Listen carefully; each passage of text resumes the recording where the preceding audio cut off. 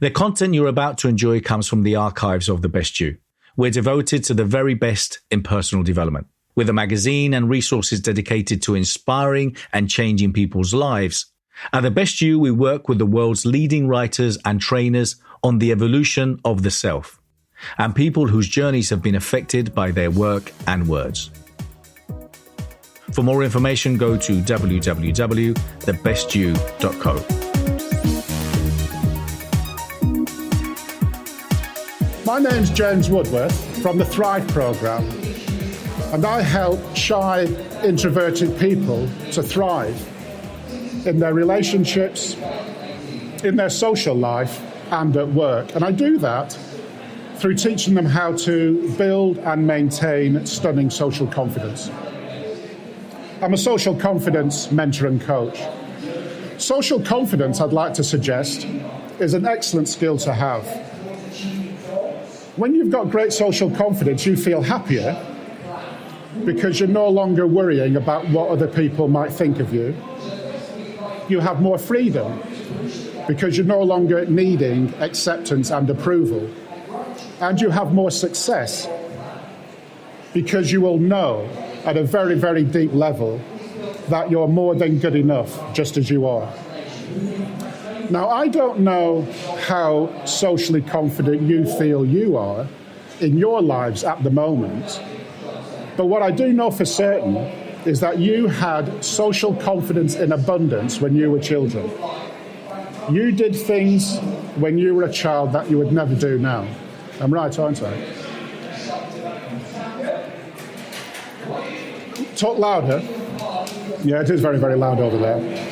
So what I am saying is that even if you feel that you're lacking in social confidence now, the one thing I would like to suggest is that you all had social confidence in abundance when you were children. And so you have social confidence that you can release and set free should you wish to do so. So if you feel that you are lacking in social confidence, don't worry. Social confidence is a skill that everybody can learn. A lack of social confidence is very common. It's not unusual for people to feel stressed or uncomfortable in social situations. Is that better? Take the world of work, for example. People who are lacking in social confidence at work might withdraw from the opportunity of doing a presentation, for example. They may not feel able to contribute to meetings. They may wish to ask for a pay rise but lack the confidence to do so. They may not be able to stand up to authority figures. They may stay trapped in a job that they don't like because they haven't got the confidence to apply for a promotion or a new job. They may even open themselves up to intimidation or bullying. So as you can imagine, people who are lacking in social confidence can pay a huge price for that particular condition. Social anxiety can also take many forms. The fear of embarrassment and humiliation is fairly common. So is the fear of failure, but we also have the fear of success, which is an interesting one. People may fear expressing their emotions, they may fear abandonment, they may fear experiencing emotional pain. And then, of course, we have the fear of criticism and judgment. And, of course, with the fear of criticism and judgment comes our greatest fear. The greatest fear of all, which I would like to suggest is the fear of rejection. Now, that's understandable because we all have certain needs, and those needs must be met. I would like to suggest that our greatest need is the need for acceptance, the need to belong, the need for connection. And consequently, our greatest fear is the fear of rejection. But here's the thing, I would also like to suggest that we don't just fear rejection from anybody, we fear rejection from those people whose opinion and point of view really, really matters to us. We fear being rejected by our family, our friends, our colleagues, and our peers. I would also like to suggest that maybe the same thing applies to you. Have a think about this for a moment. How many of you coming here today felt excited about what you might experience, but maybe you also felt a little bit apprehensive, worrying about who you might meet and what you might say to those people? For complementary resources from my book, my complementary e-course, The Power of the Question, or recommended reads, go to www.thequestion/resources. For more information on my coaching or mentoring, go to www.bernardo-moya.com. It's interesting, isn't it, just how common social fear is, how important it is that we get positive feedback and feel connected to others. Most people, I'm sure you would agree with me, would just love to feel hugely confident in a whole range of social situations, but they don't necessarily know how to get there. But that's okay, because that's why I'm here today, to share with you how that might be possible. Now, I was originally going to share with you the 3-step formula for building and maintaining great social confidence, but I've decided to reduce that formula down to just one thing, because you only really need to know one thing to be able to create and maintain brilliant social confidence. And in a moment, I'm going to share with you what that is. But first, I'd like to tell you a story. I would like you to come back with me to a small Edwardian junior school on the outskirts of a post-industrial mill town in East Lancashire. It's raining heavily outside, but myself and the other children have been allowed to stay in during the lunch break. Now, I can't remember what the other children are doing, but I can remember what I was doing on that day. I was copying a picture from a book. The book was called Animals Through the Eyes of an Artist by Ralph Thompson. It's a book that I'd borrowed from the school library. I loved that book. It was my favourite book. I loved all the drawings and all of the pictures in that book, particularly the drawings of the monkeys, because they were my favourite animals. But on this particular occasion, I was drawing a picture of a young foal, a young horse that looked as if it had just been born. And as I'm drawing this picture, one of the teachers came up to me and said something that had a profound and significant impact upon me. She looked at what I was doing and she said, "Art is for dunces." Now, I'm only 10 years old at the time, but I know that she's wrong. And one of the reasons why I know she's wrong is because her comments made absolutely no difference to me and my love of drawing and painting at that time. And moreover, I continued to develop this passion that I had for art and drawing and painting in particular throughout the whole of my childhood, throughout my youth, into my adulthood, and I'm still a practicing artist to this day. But something else that you need to understand is that I really, really struggled at school. Not only during my primary education, where I was regularly bottom of the class, but I struggled throughout the whole of my education, leaving school with very, very few qualifications. And what's really interesting about that experience is because although I really struggled at school, I knew that I wasn't a dunce. I knew that I wasn't stupid, but I did struggle to be able to be the person that the teachers wanted me to be. So although I didn't do terribly well with qualifications, it's important to understand that I absolutely loved learning and studying, and I've loved learning and I've loved studying all my life.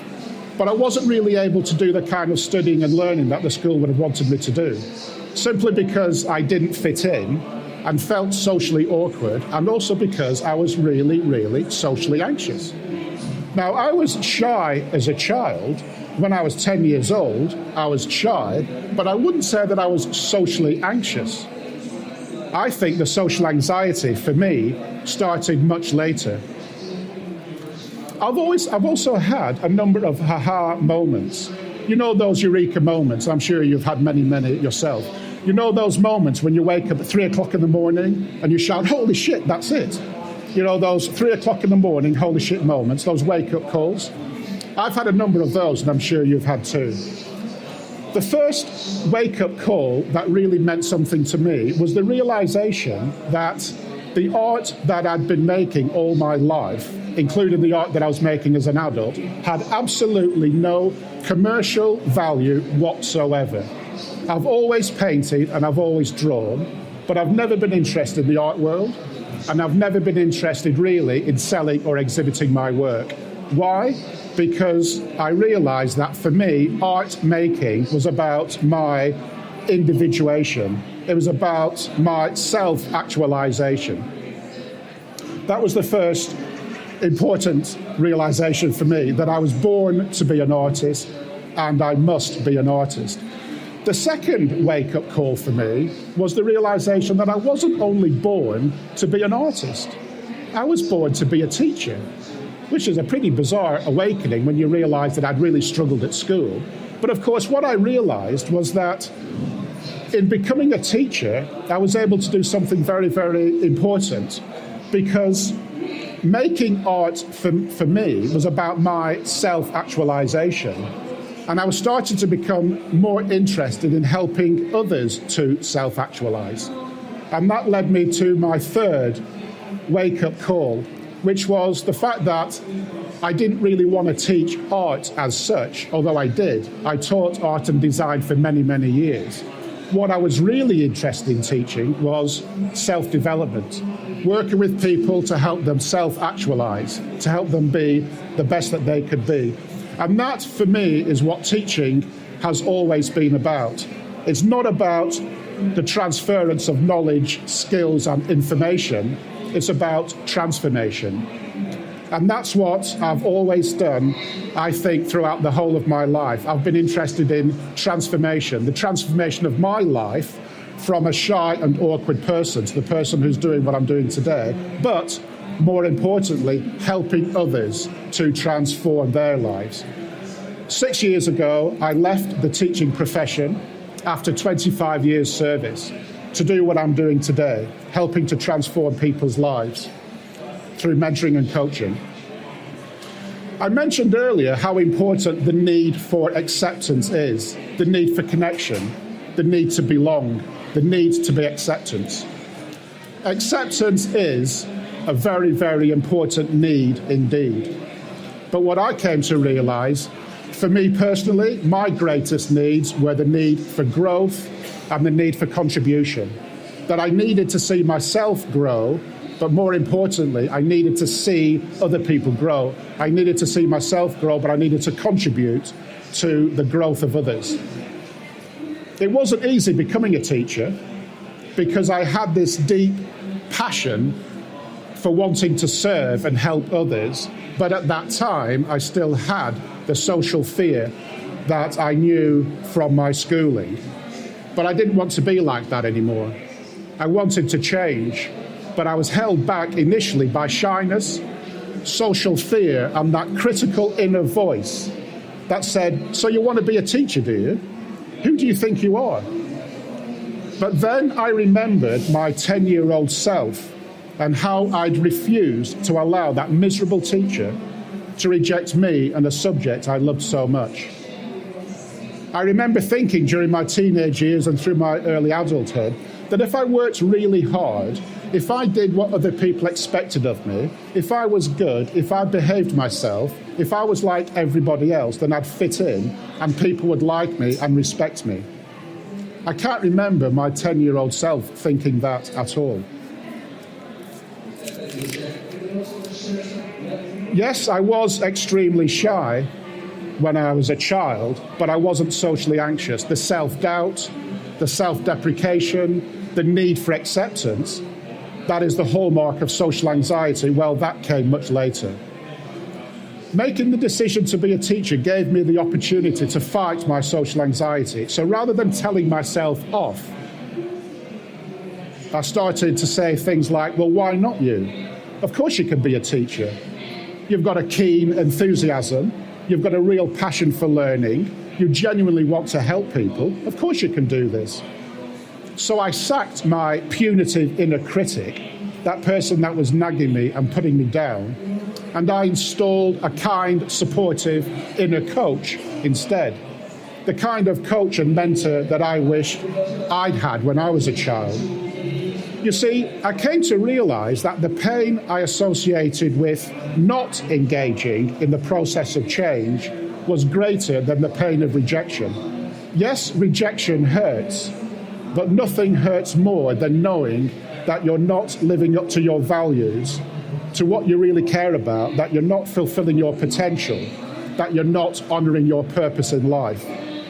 Committing to following through on your purpose gives you the leverage you need to push through and do what is necessary. Following through on my purpose in life became a must.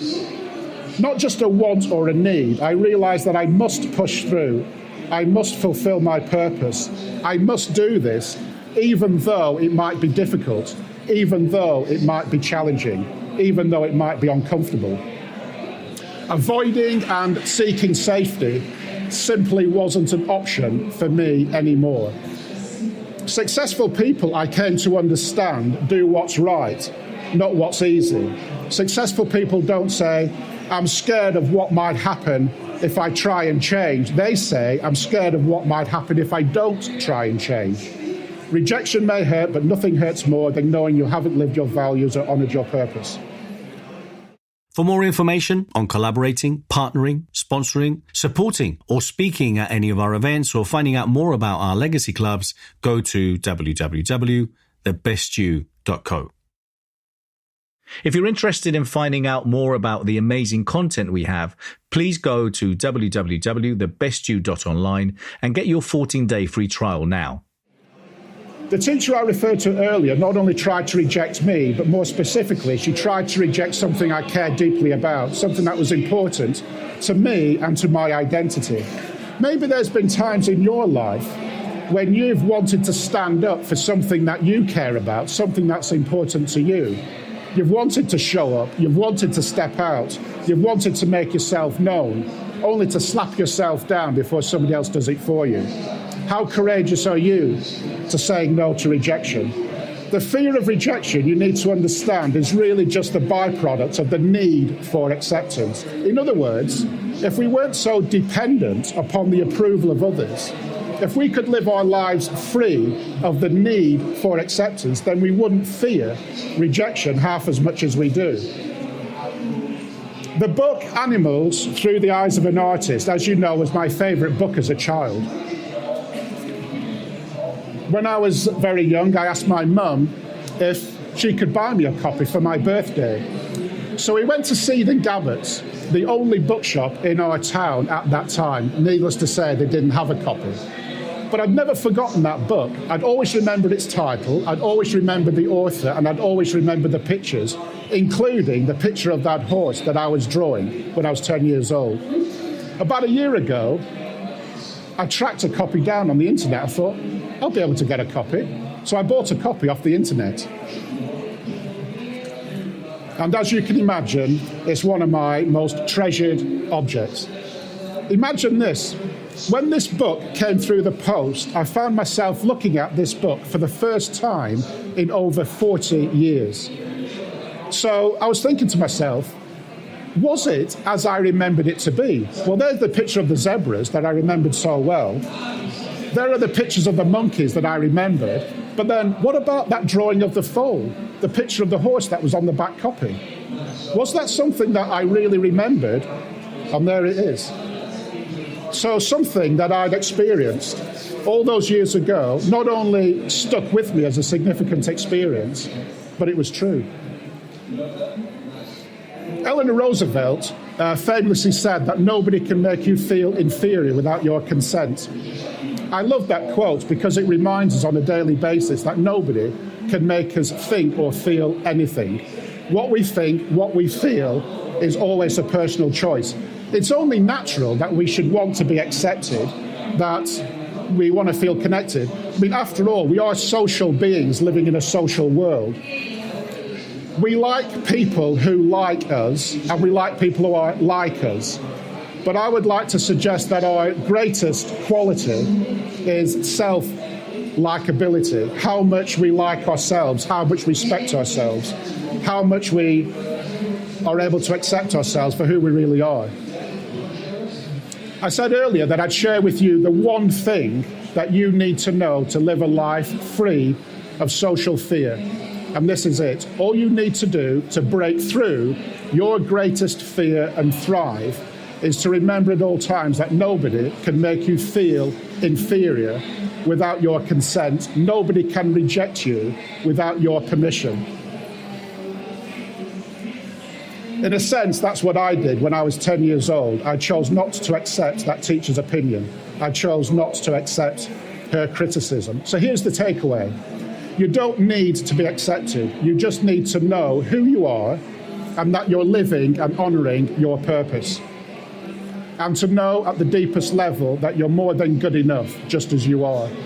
This precious little book reminds me of that on a daily basis.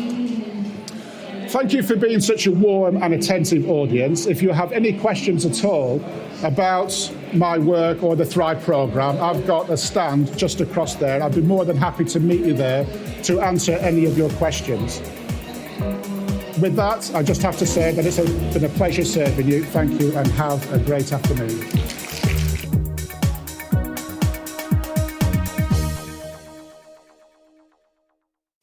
For more information, go to www.thebestyou.co.